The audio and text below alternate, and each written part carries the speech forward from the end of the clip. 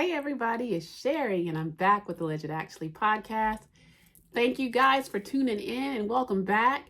If you're new here, thank you for tuning in.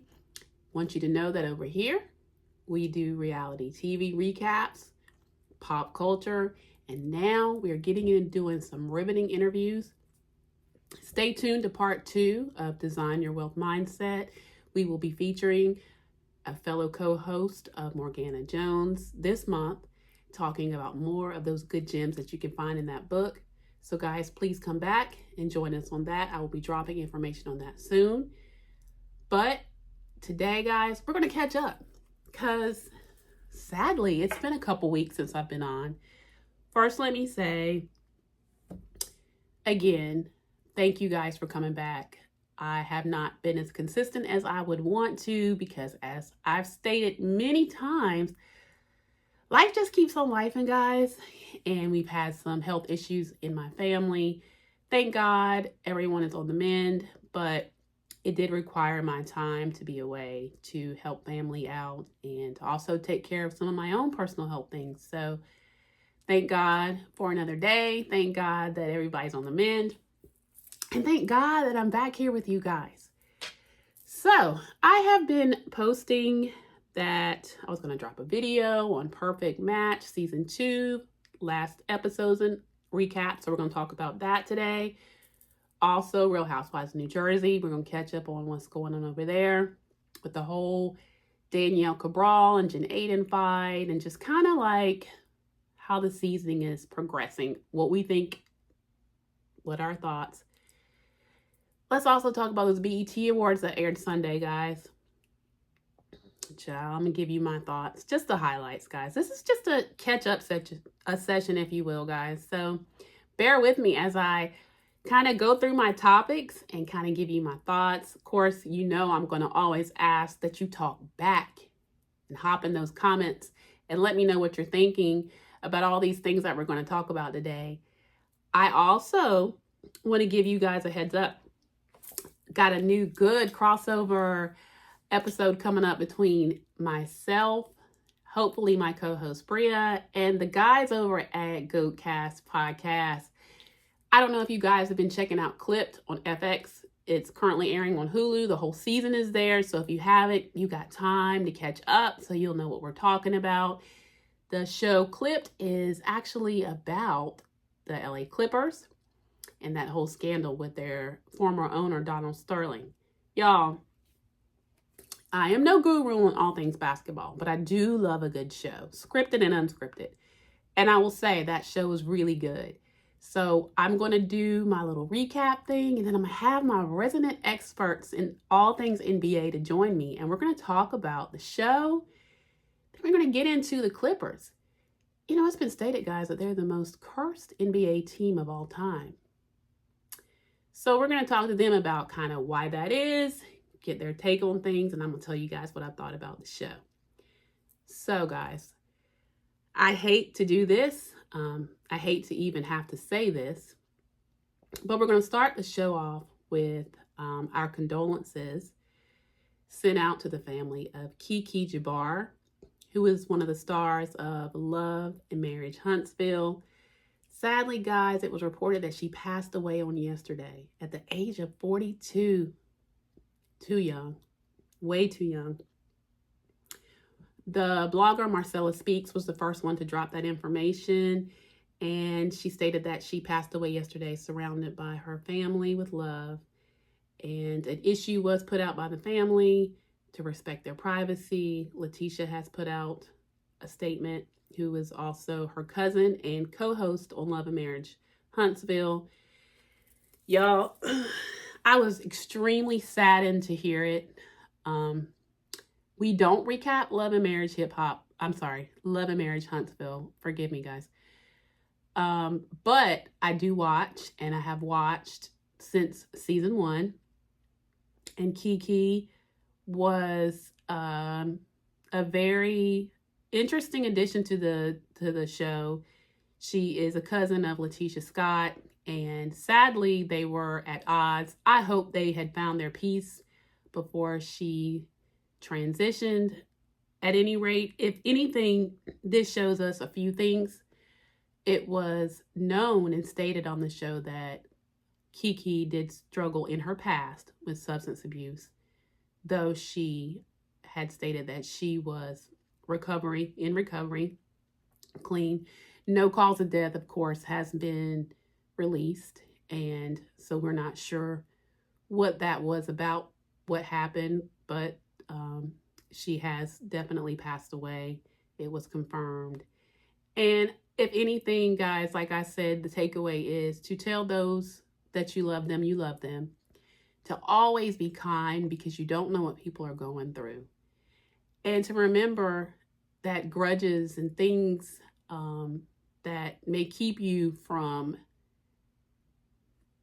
being around someone that you love, even if you have to set healthy boundaries, it's okay to reach out and say, I love you, because tomorrow is not promised to any of us. So again, rest in peace to KeKe Jabbar of Love and Marriage Huntsville, and to all of her family, we send our prayers and thoughts. Thank you guys for that. Now, on a lighter note, I want to talk about the BET Awards. So they aired on Sunday. And you know what? Excuse me, guys. I think I am of the thoughts that some of my fellow friends and peers have stated that perhaps I'm aging out of the BET Awards. Not because I didn't know who the majority of the folks that performed were or didn't recognize the songs. I mean, let's be clear. If you ever listen to the radio, you've heard these songs at least once or twice, or particularly if you ever get on TikTok. Because TikTok, well, TikTok be TikToking, and those songs be getting them plays, and a lot of those stars, those singers, rappers, that's where you'll hear it first, sped up or whatever, but that's where you'll first hear it, and then you'll recognize it maybe on the radio. So whether it had been on TikTok or on the radio, most of those performers, I had heard their songs. To say I thoroughly enjoyed it would be not true. I did not think RHOJ delivered as a host this time. I've enjoyed her in the past. This time it seemed like she was struggling to maybe hit her punchlines, or I don't know. There were some awkward silences. There were, to me, forced jokes.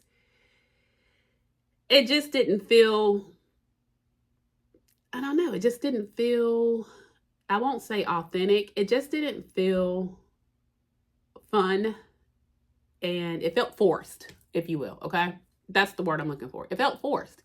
It felt like RHOJ was trying too hard, and there were times when they would pan to the audience where it kind of seemed like they weren't with her. I don't know, RHOJ, let's give somebody a chance next year, and you maybe sit that one out. Okay, performance wise, I loved the Usher tribute. I thought it was so cool. I'm not gonna lie, y'all, at first I was a little bit confused when I kept seeing, well, initially Childish Gambino or Donald Glover came out and did the first piece, and he sounded great, by the way.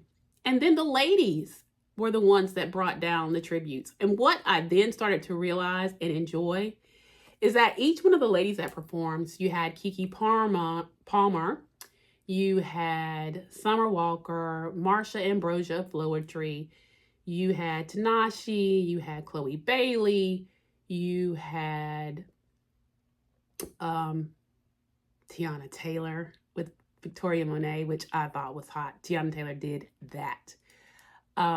Y'all, if I'm forgetting one of the performers, I apologize. Coco Jones also. She brought it down too. So what I then started to realize is that each one of the women were kind of giving each side of Usher. Each side, the songs would bring forward, and the performances would pay homage to him in his performances of those songs, and then him in those eras when he dropped those songs, and it was actually done well. Shout out to the ladies. Really good job there. Because prior to that, I was really like, I was holding out for that Usher tribute. which didn't take place till later in the show. So, and I'm not going to just say that that was the only one I was looking forward to, because I love Megan Thee Stallion. She opened. Her performance is okay, but it didn't give what I wanted it to give. I was also really looking forward to Glorilla. Y'all, I am feeling her song, Yeah Glow. And also, I'm sorry, but she didn't deliver. And it wasn't giving what I thought it was going to give. Don't get me wrong. I love both ladies. But their performances just didn't give what I thought it was going to give. So I will say I was pleasantly surprised to see Tyla. I love her song. Again, heard it a million times on TikTok. But to see her in person, which to be honest was my first time, she's adorable, y'all, and extremely talented. Her performance was good as well. I'm going to have a very unpopular opinion too on the BET Awards. Okay. So Will Smith also performed. And though I'm not going to say it wasn't a good performance, because he performed with Sunday Service and Kirk Franklin, the song was good. The message was amazing.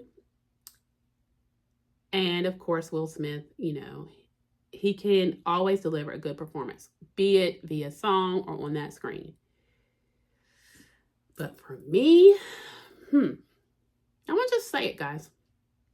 I felt like it would have been better had it been on the heels of that same level of emotion and heartfeltness of an apology to Chris Rock.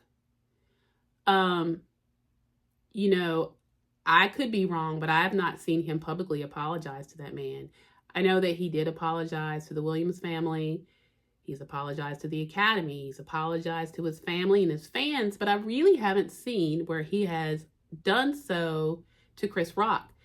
Perhaps he's not sorry. So if that's the case, so be it. I mean, not saying the man has to apologize if he really believes that that's what he felt like he had to do, but I would feel better had he done that, humbled himself, and then we saw the performance. I'm not saying it didn't land. It would have landed better had that been, it had been proceeded with that. Now, that's a Sherry opinion. Y'all pop off in the comments and let me know if you disagree. I don't know. But it's not that I felt it was insincere. I felt like it was his, guys, I don't know. He's been on tour, interviewing tours to promote Bad Boys, which I haven't seen yet, but I've heard nothing but wonderful reviews. So I will be seeing it soon. And guys, if you haven't, go out and watch it. I support, and I'm still a fan of Will Smith. So don't get me wrong. What I'm saying is it comes off as I'm going to come on home to BET. I'm going to pour my heart out in this song and let you guys know that I'm human. I make mistakes. I fall. I get up. And all those things are true. And of course, we in the Black community, honey, we are always open arms to give folks another chances and forgiveness. And I'm big on every bit of that. It's just, did you tell a man that you assaulted the same? And if you did, you did. Maybe, like I said, that could be just that I'm not privy to it. But I feel like perhaps it would have landed better had we had some of that prior to. That's all I'm saying. Performance was good. But y'all, to me, okay, and then I'm going to tell you one other thing I didn't understand. So when Usher came up for his acceptance speech, they bleeped out, I'd say 90%. I was so annoyed, y'all, that I cut it off for a while. Only to find out after it was released what he actually said. Now, granted, he did drop a couple of F-bombs, so we know that BET was live that night. So FCC was not trying to hear that. So I'll give you that.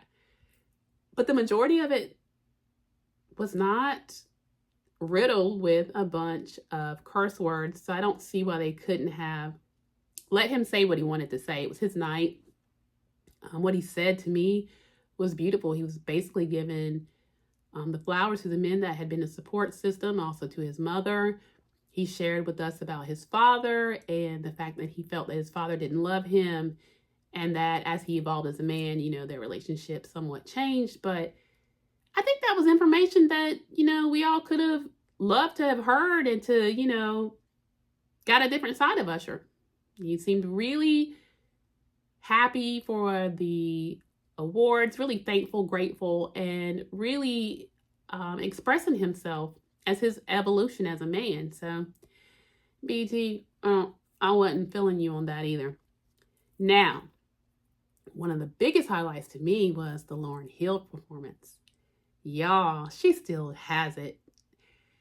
I know everybody's been out there, coming for my good sis when she was doing her tours and showing up late or cancellations and all that good stuff.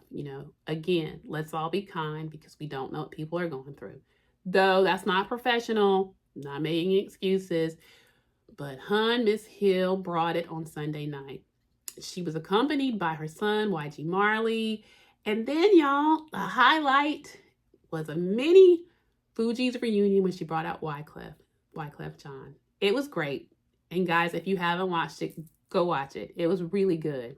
I mean, literally, I had a smile on my face the whole time. It was an amazing performance. Overall, I would say if I could have shortened it, I would have. Overall, did I think the BET Awards were that great? No, I did not. I'd be lying to you. And I'm not going to lie to my actualizers. No way. But those performances are certainly worthy to check out. You guys know now you can check out the clips, so you don't have to sit through the whole thing if you don't want to. But the performances are out there to check them out, so check them out. And, I also want to shout out Big Lotto. She also participated in the Usher tribute, so shout out to her too. So overall, those are my thoughts on the BET Awards. Now let me get back to Real Housewives of Atlanta and part 2 of what I reported 2 weeks ago Monday on Miss Kenya Moore with her indefinite suspension. You heard me say that it didn't look good for our good sis and that chances of her coming back were slim to zero. Well, just like I said, guys, she's not coming back this season. She has been fired. Though it's been stated that it is not a real firing situation, that both herself and NBC Universal, Bravo, and decided that it'd be best to part ways with an opportunity for the door to be open for future projects. Which is a nice way to say she's been fired, guys. So, as I told you, yes, in the past, the stunts that some of them, her particularly, have done have gone unscathed,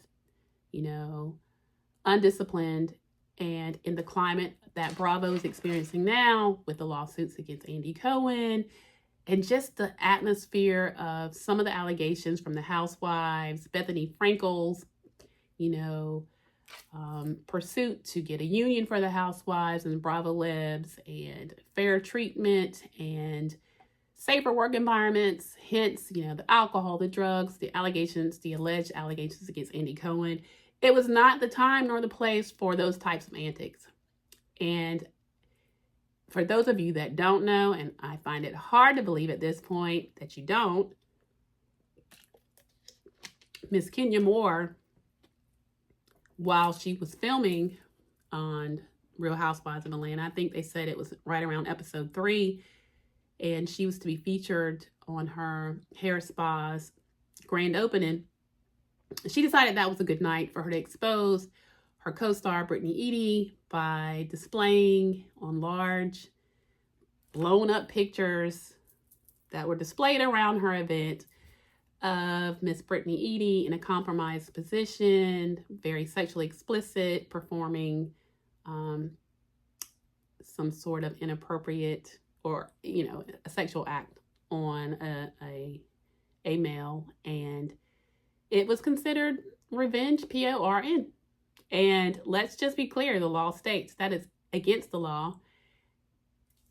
Allegedly, Kenya Moore says that that's not exactly what happened, but they did their investigation, and what they found was grounds for her to not return back to this season, and maybe not back to the franchise. So there's that. And since then, there's been a lot of people weighing in on the fact that there have been other stars that have escaped that fate, such as Tom Sandoval on Vanderpump Rules, some of the guys from the Real Housewives of New Jersey back in the day with the seasons with Danielle Staub. again, guys, not to say that that's not true, but to say that we're in a different climate. Wrong time and place. That's all I can say, guys. And I didn't agree with any of it. So I'm not saying that those that that participated in such and did not get fired and did not bear the same level of discipline that Kenya Moore did, that it's right. I don't necessarily agree that it is, but it is what it is. And with that, it has been reported that Kenya Moore is weighing her legal options with the opportunity that she may sue. Child, there'll be more to follow there. I just say, look, just like I said before, I hope this speaks to other franchises of the Real Housewives universe over at Bravo. Ladies, it is time to put away these scandalous schemes, storylines to try to take your co-stars down, to try to make yourself look better by tearing down the other women in a way that tears down their reputation, their business, destroys their families.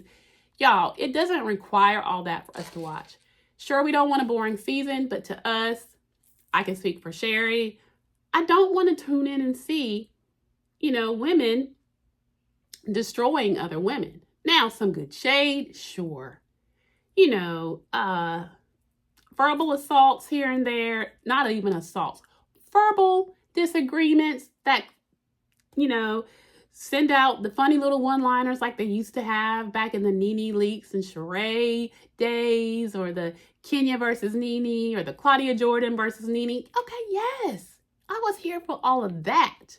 Now that, to me, was what I enjoyed. I mean, sure, a little friendly game of, verbal back and forth, but the putting hands on each other, the things that are illegal or, like I said, damaging to people's families, businesses, livelihoods, no, I think it's gone too far.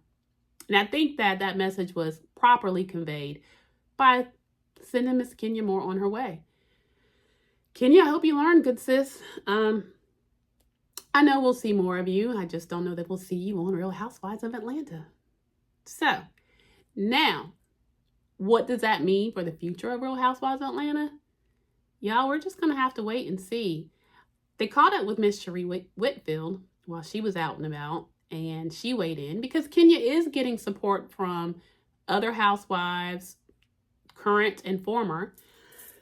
And I think Sheree stands with Kenya, as does Candy, as did others. And but Sheree just doesn't believe that the season is going to survive without an OG on there.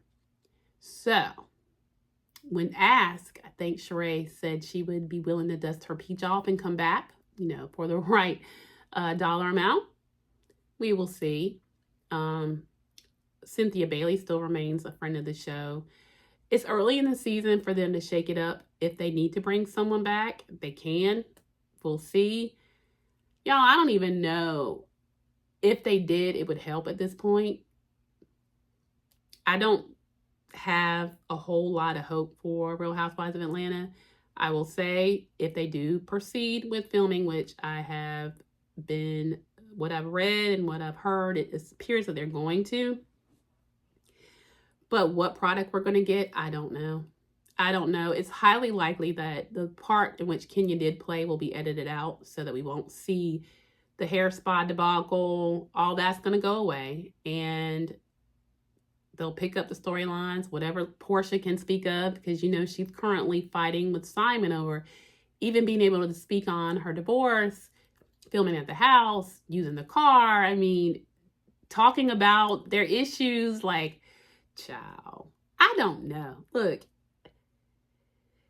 he's not leaving with a whole lot to go on.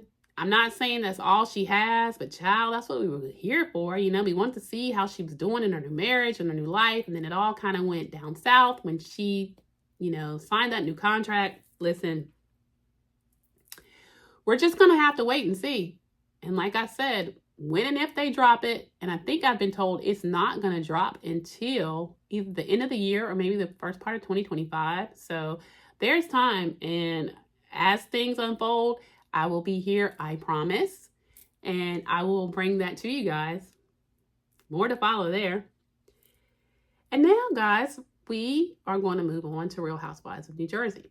Now, it's currently airing, and the big thing was not this past Sunday, but the Sunday of last week before, the fight between Miss Danielle Cabral and Jen Aydin. So, to set up the scene, Teresa, who had celebrated her 50th birthday a couple of years ago in Tulum, Mexico, decided she wanted to have a party with that theme. So it was very Tulum, so it was very tropical and zen and beautiful, and those were the vibes she was looking for. Well, that's not what we got, right? So in a couple of episodes prior, Jen Aydin, who was at Marge's puppy party, they had discussed about a charity that they all worked together, the housewives on this particular show worked together to raise money for, that Danielle had headed up.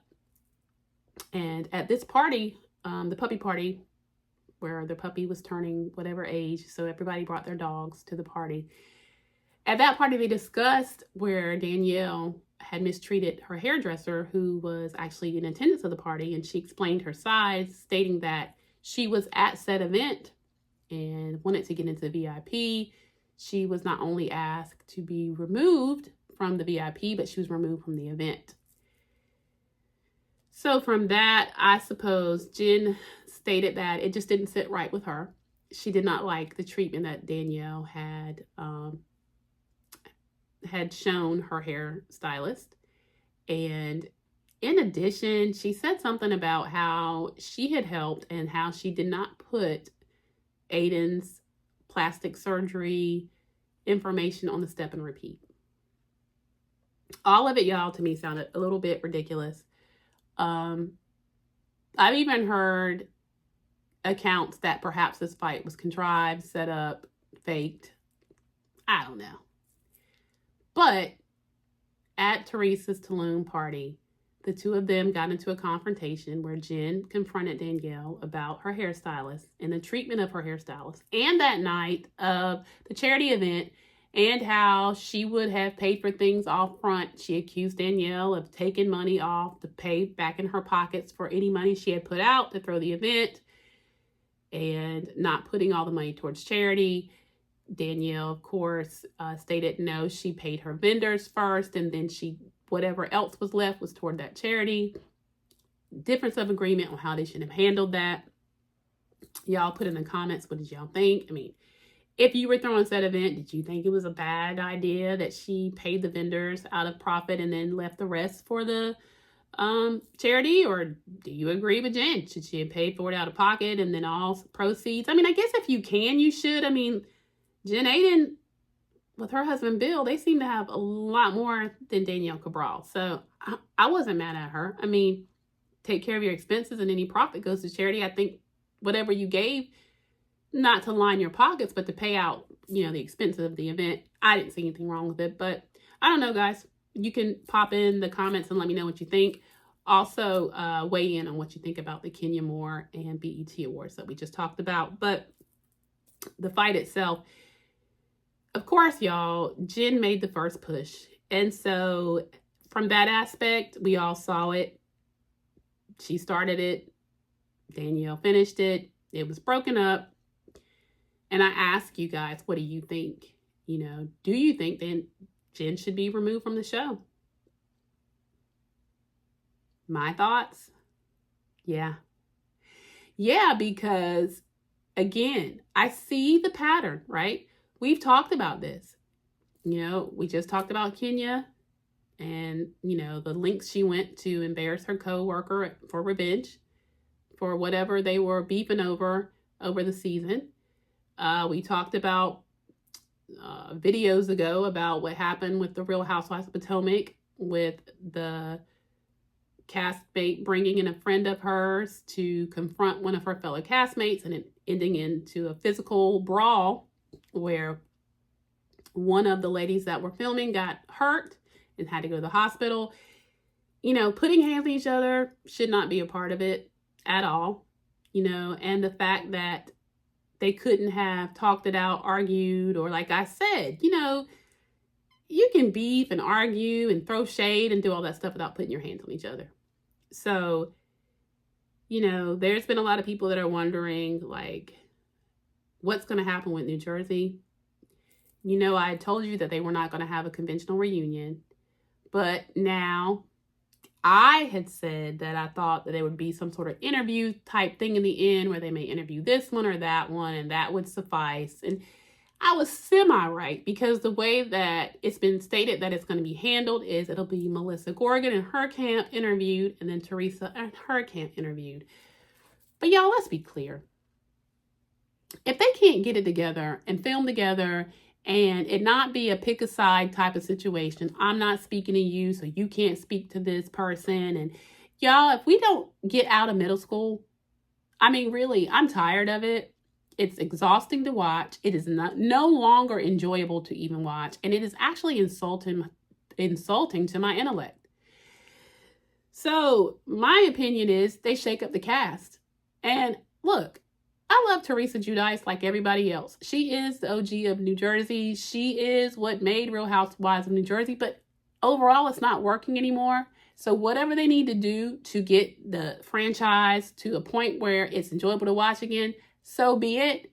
If it means that we say goodbye to a Bravo legendary show and you can just enjoy the oldies but goodies, I'm fine with that too, guys. I just think that as evolved as we all have been as fans, and them as Bravo Lebs and cast members, we should not be here. We should not be here. Okay? It's giving nothing. And sadly, watching it, I see Teresa repeating history. I don't see it ending well with her and Louis. What do y'all think? Put it in the comments. His presence is kind of menacing. At least you had some moments with Joe, some lighthearted moments. He'll always be... It didn't work between them. Gosh, he brought something to the show. Louis doesn't. Am I wrong, y'all? Look, that's my opinion. So, for that, but what do y'all think? I don't want to wish bad on their marriage. Gosh, y'all, they're still newlyweds, but I sadly see it not going in the right direction. I've already heard rumors and rumblings of some bad business practices that could end up in some possible legal proceedings and suing. And y'all, I just don't see how she can continue to go down this road, and why should she? What a shame. And y'all, can we talk about Dolores and Paul for a minute? Dolores, you too good of a woman to let this man, yet another man, string you along and waste your time. Look, it doesn't take forever to get a divorce. If a marriage is over, you divorce. There is no excuse. And I did not like what he said to her when he said, so what do you think? I'm going to get the divorce. It's going to be finalized one day and I'm going to get on my knee the next. Yes, that's what we think, sir. That's what you need to do. Really? Dolores, sis, don't let him waste your time, please. I'm rooting for you because I love me some Dolores Catania, but I don't like where that looks like it's going either. Sounds like she's making excuses for him, and I don't like it. She's too intelligent for that. And then let's talk about the next piece that everyone's talking about is Jackie. Jackie, how she's kind of what they say is flip-flopping. And they're saying she's doing that to secure her place on the show. Look, I'm a believer that you can be friends with who you want to. Again, the whole middle school mentality on this show is wearing me out. But does it seem sincere? It does not, Jackie. It does seem a bit desperate. It doesn't make sense with the things that you guys went through on last season before, with her perpetuating and bringing out the rumors about Jackie's husband cheating. And the way that she suffered and hurt from that, the lack of remorse that Teresa had about that, and now all of a sudden you guys are besties. It's giving desperate, fake. It's giving I want to keep my place on the show. And I hate that because I like Jackie. Jackie's smart. She's got a book coming out. Yeah, but I'm not feeling that, Jackie. Find yourself, sis. You've been very instrumental in giving a voice to those that suffer from eating disorders and body dysmorphic disorder. And I think that's brave. So I like you for the show, but I don't like the direction that this is going. And then you have those that say Jen Fessler needs to go. I like that Jen Fessler is adamant that she's going to do what she wants, talk to who she wants, how she wants. I'm for that. What does she add? Not a lot.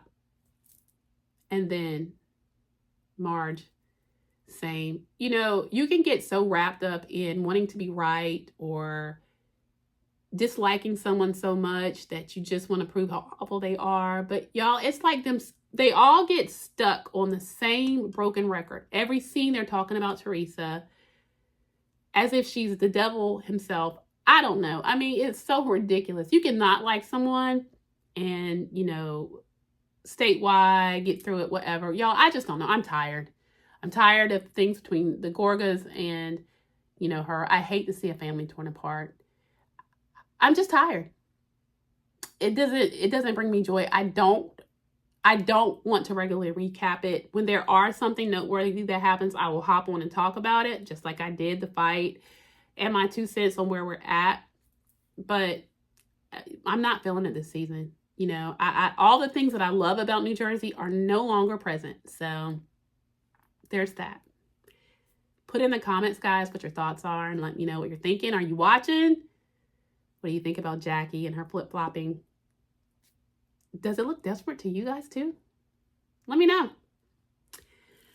All right, guys, moving on. And we're going to wrap up this video by talking about Perfect Match Season 2.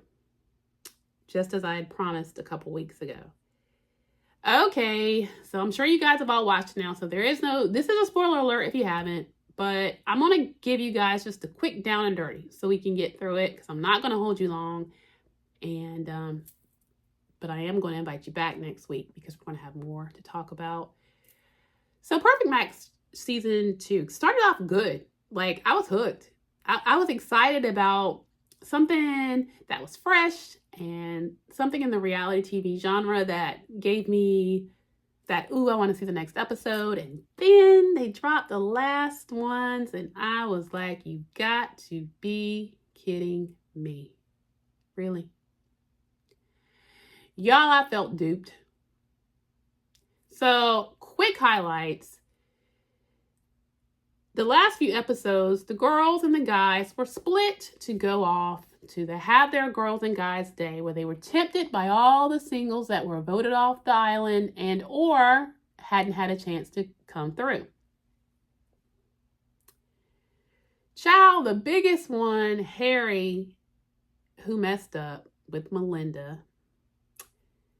I think the last time we spoke, Melinda had come through with Holly to shake things up, and she was chosen to be coupled up with Chris, who was at the time coupled with Tolu, and that didn't work. They were sent packing, both Holly and Melinda, but they were there for the guys' retreat to tempt the guys, and then of course the girls went on their retreat and also hung out with the guys that were no longer coupled and were new to the island. So Harry, being the player that he had the reputation and crying and throwing up over that it was so no longer him, Harry was harrying and apparently said some inappropriate things to Miss Melinda, kissed her, saying he wanted to impregnate her, all kinds of stuff that of course embarrassed Miss Jess. So, I'm going to give you guys the short version. He was, in fact, inappropriate. And though he tried to lie, Jess had sense enough to know that too much was given to her in the story, because as soon as the guys' day and the girls' day were over and they all reconvened at the house, child, them girls was ready to give the tea on who was tempted and who said what. And Harry was top of the list for messing it up. I mean, and y'all, it was kind of funny because Jess and Melinda were getting kind of spicy at first. I was like, okay, Jess. But in the end, Jess is a smart girl. She was like, you know what? This is not for me. Particularly not for me and for my daughter. I can't have it. And so, ultimately, Jess and Harry left the island uncoupled and not together. So, as they came back, honey, there was Christine, who was the new one that never got a chance to couple with anybody when they were doing the recoupling stuff. She came back for the guys' temptation, tempted Kaz, and Kaz ultimately decided to couple with her. Short-lived. That did not work. And so ultimately, the last couple standing, and like I said, guys, go back and watch it. I'm only going to give you the last finale, the down and dirty, and then give you a little bit of tea on what was discussed after. So the last episode, the last couples that were matched were Micah and Kaz. They came back together after they were recoupled. And I will give you this tidbit. Kaz was coupled with Christine for a minute, and Micah, child, trying to hang on with her bare hands, recoupled with Izzy for a hot second. Y'all, Izzy got no love on that season, and I hated that for him. But y'all, with those 6'5" hotties, I mean, Izzy's not a bad looking man, but y'all, them tall drinks of water was watering all over that island. I can't be mad at the ladies. I mean, Izzy just didn't measure up. Plus, he just seemed nervous and not like his swag was gone, or I don't even know if he even has swag on Love is Blind, y'all. But put it in the comments, honey. What did you think of that, child? Izzy got no love. Listen. Anyway, couples that were last standing were Micah and Kaz, Elise and Brighton, Tolu and Chris, Christine and Nigel, and Alora and Steven. So look, at the end, and I didn't realize this, so if they did it like this on season 1, child, I must have forgot, because the way it works is all of the singles that were left had a chance to vote. And who was going to be crowned the perfect match for season 2 was simply based off of their voting. Now, y'all, here's where I had the problem. So you mean to tell me I was invested in watching 10 episodes, 10, because I watched all of them, only for the deciding factor of who was going to win the show being based off of the singles that were booted off by the ones that were left standing for whatever the reason. There were some, still hurt feelings or, feeling some type of way towards them. So you leave it in the hands of those that were not coupled up. Okay. So y'all, the winner is, and are y'all ready for this? Child, Christine and Nigel. They were together for a hot, and I do mean a hot, piece of an episode. Listen, if I was Steven and Laura, I'd be mad, okay? Because they came through. When they were coupled up, they were coupled up. That's who I was rooting for. And let's don't get me wrong, I love me some Tolu, but I just did not believe her and Chris were a perfect match. Bringing me to this. We're going to get into Tolu. However, let me just say that the fact that Christine and Nigel won, not that I'm mad, because they did look amazing together. And I'm all here for Black love. I love it, right?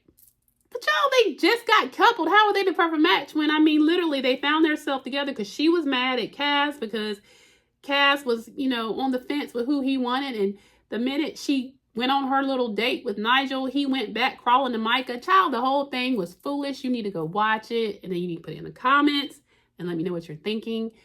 But the fact that they were the winners, okay, I'm not here for it.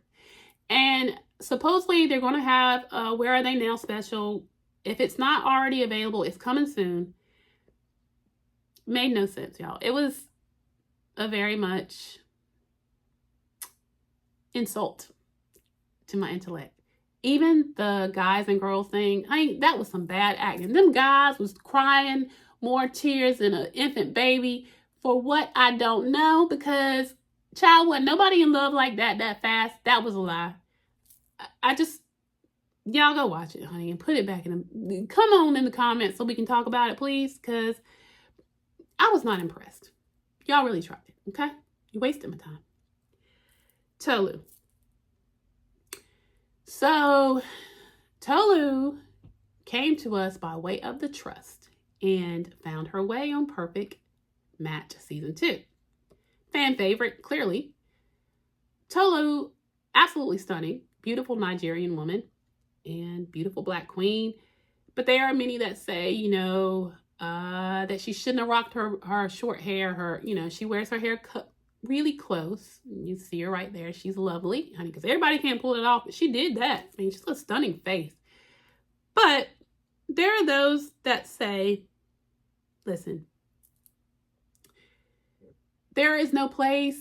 There needs to be a space for women that look like us. The women that look like Tolu. They bring on these single guys that are looking for the Jesses of the bunch or the Micahs of the bunch or, the Aloras, and the Tolus get passed around as you're a cool girl, you're a beautiful, stunning girl, but yeah, I'm not feeling you, right? That kind of goes back to the whole thing of, Black women being portrayed as not the most attractive one or the most desired ones, which is not true, but with more of our features or the natural hair and the those are some of the conversations. Okay. So here's my 10 cents. Okay. Tolu was absolutely stunning.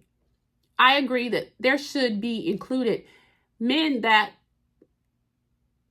are open to date. And I'm not saying they weren't, but let's just be clear. They had types. Okay.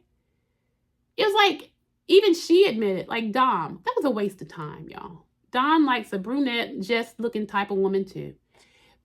It just gives putting yourself out there are you putting yourself out there with men that would naturally find you attractive?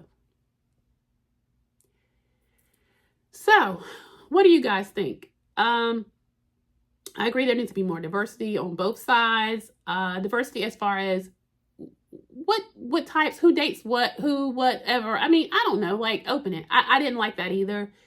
There's undertones and, we'd be lying if we didn't say it, right?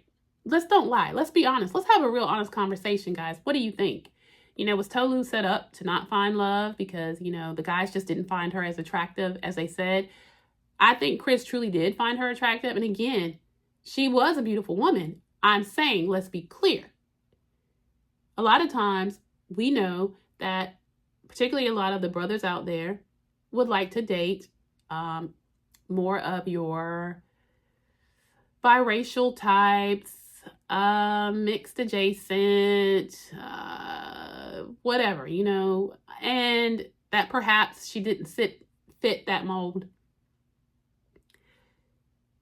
But I want to see more Tolus on the screen. I want everybody to see the beauty of us in all shades, shapes, hairstyles, whatever, right?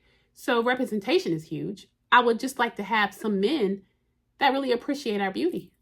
I want it to be shown. I don't want it to look like, she gets someone and the minute somebody else comes in of a lighter hue, she's replaced. And that's not my thing, guys. But colorism exists. Preferences are preferences, and I get it. But I just said, can we not bring in more guys, make it a more even playing field, maybe? I don't know. You guys tell me what you think. So, guys, that's pretty much what I have for you today. Now, a few things. If you haven't already become a part of the Actualizer family, I'm going to need you to please hit that subscribe button. And today, child, a sister has been gone for 2 weeks handling family stuff and health issues. So I'm going to need y'all to hit my thumbs up. Give me some love over here. I'm ready to come back and get back to what we do best and what we love over here. It's coming to bring you that good content on a regular basis. So I'm going to need some encouragement. So just hit that thumbs up. Go ahead and like this video. And again, if you haven't yet, please join the Actualizer family and hit the subscribe button. And please share. share it with the masses, and hit that notification bell so as soon as I get a chance to hop on here, you'll be the first to know. Now, please look out for these upcoming videos and lives. We are going to do a crossover event with the gentleman from Goatcast Podcast, and we will be talking about Clipped. And if you haven't watched it, go ahead and watch it on Hulu FX so you can know what we're talking about. Those Clippers fans, come over. We're going to discuss that. We're going to discuss all things Clippers, Donald Sterling, V. Stiviano. Child, come on over here for that. That's going to be so entertaining. Then, I'ma still need us ladies to let's keep talking about this summer series of Design Your Wealth Mindset. Part 2 will be coming this month. I will be announcing which co-author will be featured. And I want you guys to hop back on because we have so many more financial gems for you to apply to your life. And not just financial, but that mindset. We're going to keep working on that too, ladies, because the two go hand in hand. And guys, I will be back with our regular content, recapping shows. I will be announcing shows that I will be recapping on what night. And I promise you, I will be here long as I can, long as life doesn't, take me in a different direction. And so I will be back as soon as I can, but I will be dropping the schedule on that. So I want you guys to come back so you can chat with me on all things reality and pop culture. And I want you guys to check those interviews out. I will be promoting those as well. So guys, that's it. Thank you so much for tuning in. Come back and join us next week. I hope you guys have a wonderful and safe 4th of July. Spend some time with family. Remember, guys, to be kind, to tell those that you love them, If it's been a minute and you haven't spoken to someone, pick up the phone, hit a text, but reach out, guys. Life is short. We love you over here at Legit Actually. Come on back next week. Bye, fam.